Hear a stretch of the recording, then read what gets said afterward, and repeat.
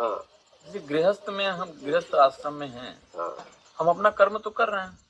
हाँ, कर्म कर रहे हैं। जब आप अपने परिवार की जिम्मेदारी ईमानदारी के धन से, ईमानदारी के कमाए हुए धन से अगर आप भरण पोषण कर रहे हैं, तब आप कर्म कर रहे हैं।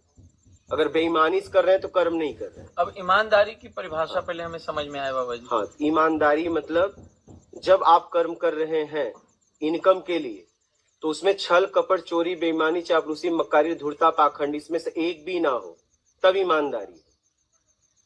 अब भौतिक जीवन में जो कर्म है, हाँ, आप एक भौतिक नहीं, कुछ अलग नहीं है। आध्यात्मिक जीवन का कर्म या भौतिक नहीं, जीवन का? तीनों एक ही है।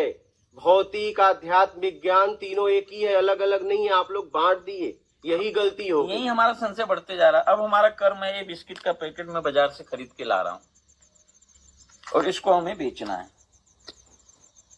हाँ, फिर आप समझते जाओ। हाँ। ये मेरा कर्म। अब एक उदाहरण के लिए हाँ, बता रहा हाँ, हूँ। ये बिस्किट का पैकेट बाजार से खरीद रहा हूँ, इसको हमें बाजार में बेचना है। हाँ।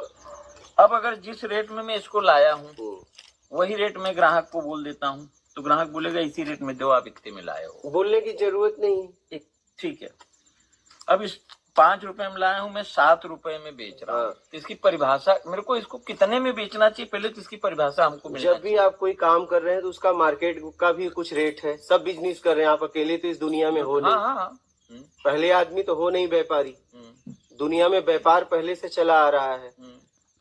सामान लेना और ज्यादा दाम में बेचना, यही नियम है व्यापार का। क्या? सामान को खरीदना, जिस दाम में मैं लिया हूँ उस दाम से अधिक बेचूंगा तब बेचना ही बेचना है। बात नहीं, यही सिस्टम ही है। यही व्यापार का नियम है। ठीक है।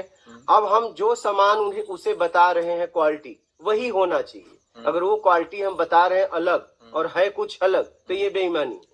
अब क्वालिटी, भैया